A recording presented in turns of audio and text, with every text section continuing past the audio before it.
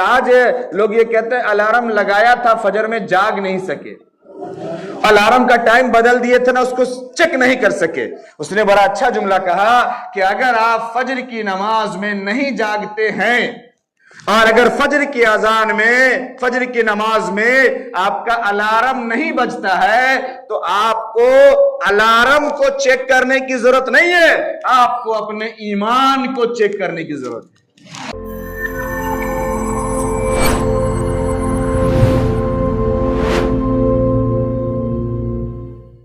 شعبان کا مہینہ ہے، جناب محمد رسول اللہ صلی اللہ علیہ وسلم نے فرمایا، بس 2-3 حدیث میں صرف ترجمہ کر کے آگے نکل رہا ہوں۔ اللہ کے حبیب صلی اللہ علیہ وسلم نے فرمایا کہ شعبان کے چاند کا بہت دھیان رکھا کرو، احسو ہلال شعبان لرمضان، کہ شعبان کے چاند کو خوب گن گن کے دھیان رکھو اور دیکھو تاکہ رمضان کے چاند میں گڑبڑی نہ ہو، رمضان کے چاند کی وجہ سے۔ اور امی عائشہ رضی اللہ تعالی عنہا سلام اللہ علیہا، متفق علیہ حدیث ہے، بیان فرماتی ہیں کہ آپ صلی اللہ علیہ وسلم شعبان میں کثرت سے روزہ رکھتے تھے۔ روایت میں ہے کہ آپ پورے شعبان کا روزہ رکھتے تھے سوائے تھوڑے دن کے۔ تو ہم اس کی تیاری کریں رمضان کی اور اس کا اہتمام کریں، کر سکتے ہو تو۔ جناب محمد رسول اللہ صلی اللہ علیہ وسلم نے فرمایا، جو میں نے حدیث پڑھی تھی اس حدیث میں اور باتیں کروں گا انشاءاللہ آئندہ ہفتے اس پہ، بس ترجمہ کر کے نکل رہا ہوں ابھی۔ اللہ کے نبی صلی اللہ علیہ وسلم نے فرمایا کہ یہ جو نصف شعبان کی رات ہوتی ہے، پہلے میں آپ کو پورا شعبان بتایا، بڑے غور سے سمجھیے۔ میں بڑا افسوس کے ساتھ بیان کرتا ہوں، کہنے میں تکلیف ہوتی ہے، میں کہنا نہیں چاہتا بار بار۔ ہم جب بیان کریں گے نا تو صرف شعبان ہی یاد رہے گا، 15 تاریخ ہی یاد رہے گی۔ میں اس سے پہلے جو یہ حدیث سنایا نا، یہ پورے شعبان کی سنایا، پہلے اس کو سنیے، اس کو سمجھیے، اس لیے میں پہلے وہ حدیث سنایا۔ اب یہ سنا رہا ہوں کہ شعبان کی جب رات ہوتی ہے، اس رات میں کتنے لوگ پیدا ہونے والے ہیں اس کی لسٹ دی جاتی ہے فرشتے کو، کتنے لوگ مرنے والے ہیں اس کی بھی لسٹ دی جاتی ہے۔ اس رات میں اعمال بھی پیش ہوتے ہیں، سال بھر کا ڈاٹا پورا جاتا ہے ہمارا رب کے دربار میں، اور اس رات میں یہ بھی طے ہوتا ہے کہ ہمیں کتنی روزی ملے گی اور کہاں کہاں سے کیسے ملے گی۔ ہم کوشش تو کریں۔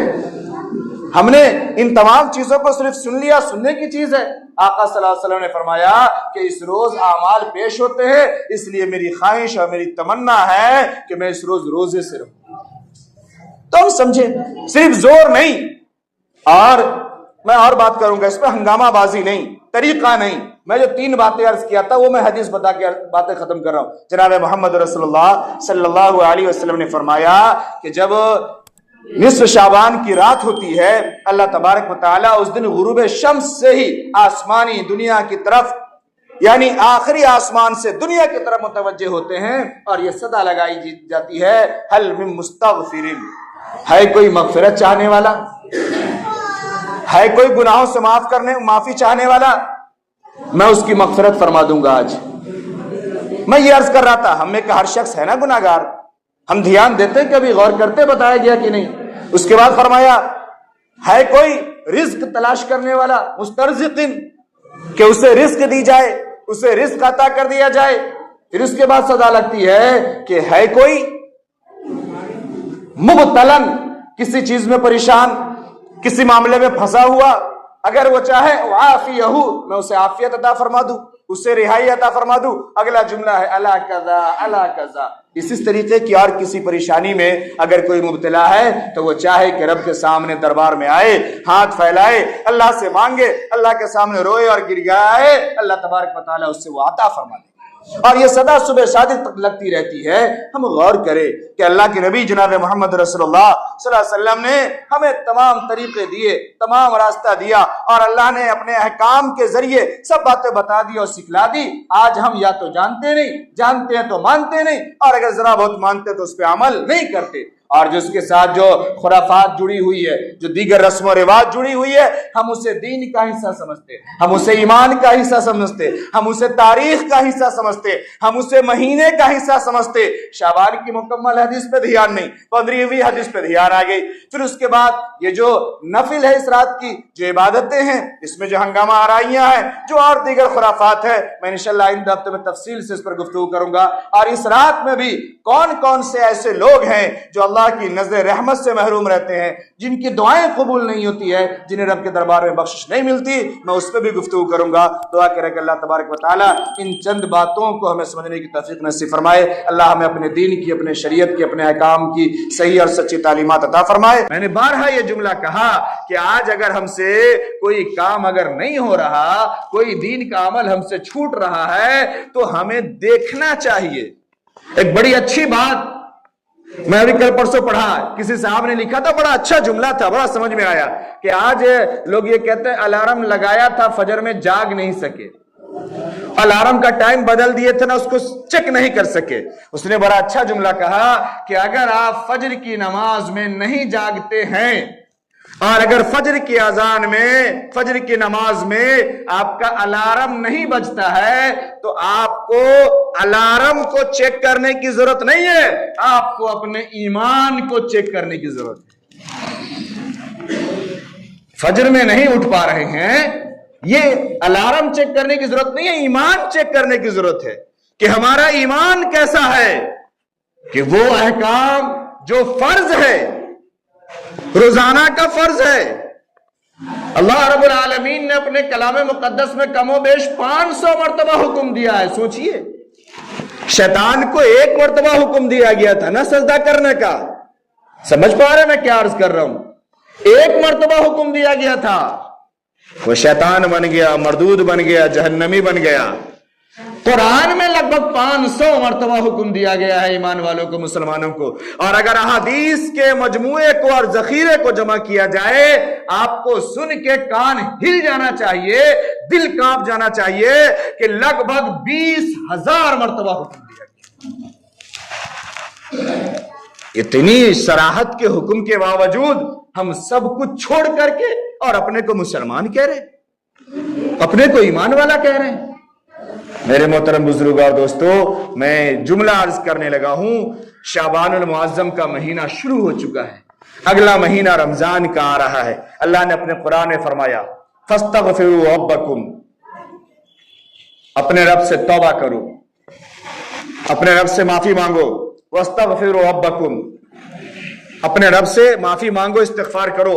اللہ فرماتا ہے ان ربی رحیم ودود، کہ رب جو ہے نا یہ بڑا رحیم ہے، یہ معاف فرما دے گا، اور معافی نہیں، ودود، محبت بھی کرے گا، یہ اپنے بندے کو چھوڑتا نہیں۔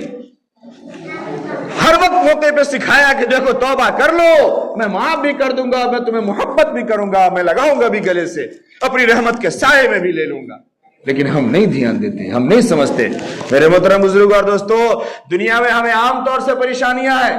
ایک پریشانی یہ ہے کہ سب سے پہلے ہم یہ جانیں اور سوچیں اور ہم یہ اقرار کریں، اور شاید ہم میں کا کوئی نہیں ہوگا، کوئی نہیں ہوگا، کوئی نہیں ہوگا، کوئی نہیں، یہ کہنے والا بھی آپ سے زیادہ محتاج ہے اور محتاج سمجھتے ہیں، کوئی نہیں ہے کہ ہم یہ کہہ سکے کہ اے مالک ہم نے کوئی گناہ نہیں کیا، ہمارا کوئی گناہ نہیں ہے، ہمارے کوئی جرم نہیں ہے، ہم نے سب کے حقوق کو ادا کر دیا ہے، ہم نے آپ کے ہر احکام پہ عمل کر لیا ہے، یہ کہہ سکے یہ ہم میں کا کوئی نہیں ہے، ہم خود نہیں ہیں۔ تو سب سے پہلے ہمیں مغفرت کی ضرورت ہے، اللہ کے سامنے رجوع کرنے کی ضرورت ہے، رونے گرانے یا توبہ کرنے کی ضرورت ہے۔ اللہ نے یہ موقع دیا ہے کہ کر لو، ہم معاف کر دیں گے۔ دوسرے، ہم سب دنیا میں اپنے آپ کو تنگ دست سمجھتے ہیں، پریشان حال سمجھتے ہیں۔ میں اب اس پہ بات نہیں کرتا کہ یہ انسانی فطرت ہے کہ جھوپڑی مل جائے تو مکان، مکان مل جائے تو بلڈنگ مل جائے تو کوٹھی، اور کوٹھی مل جائے تو 10 کٹھا مل جائے تو 25 بیگھا، اور 25 بیگھا مل جائے تو شہر میرا۔ یہ انسانی فطرت، میں اس پہ بات نہیں کرتا، لیکن ہم میں کا جو جس لیول پر ہے اس لیول پر اپنے آپ کو پریشان سمجھتا ہے، اور وہ چاہتا ہے کہ اسے اور رزق ملے اور کشادگی ہو۔ ہماری یہ تمنا ہے، ہماری یہ خواہشیں ہیں۔ کیا اللہ رب العالمین نے اور اللہ کے حبیب جناب محمد رسول اللہ صلی اللہ علیہ وسلم نے ہماری اس ضرورت کا خیال نہیں کیا ہے؟ کیا ہمیں اس کی بھرپائی کا طریقہ نہیں بتایا ہے؟ کیا ہمیں راستہ نہیں دکھایا گیا ہے؟ آج ہم یا تو جانتے نہیں ہیں، یا جانتے ہیں تو مانتے نہیں ہیں، اور اگر کسی درجے میں کہہ لیں کہ مانتے ہیں تو ماننے کے حساب سے جو کام کرنا چاہیے تھا ہم وہ نہیں کرتے۔ اس لیے اور تیسری بات یہ کہ ہم میں کا ہر شخص ہے جو پریشان ہے، کسی نہ کسی چیز میں مبتلا ہے. کوئی صحت سے پریشان ہے، کوئی اولاد سے پریشان ہے، کوئی کسی مرض میں مبتلا ہے، کوئی قرض میں مبتلا ہے، کسی کے روزی کا انتظام نہیں ہے، کوئی کسی مقدمے میں پھنسا ہوا ہے. بھئی ہر شخص ہم میں کا ہے نا جو کسی نہ کسی پریشانی میں ہے، کسی نہ کسی مصیبت میں ہے، کسی نہ کسی چیز کی ٹینشن ہے. اللہ کے نبی جناب محمد رسول اللہ صلی اللہ علیہ وسلم نے اس کی بھی راہیں بتائی اور اس کا بھی راستہ ہمیں بتایا اور سکھایا. ہم سمجھیں اس اور اس پر عمل کرنے کی توفیق نصیب فرمائے. جن کی سنت باقی ہے وہ ادا کر لیجیے.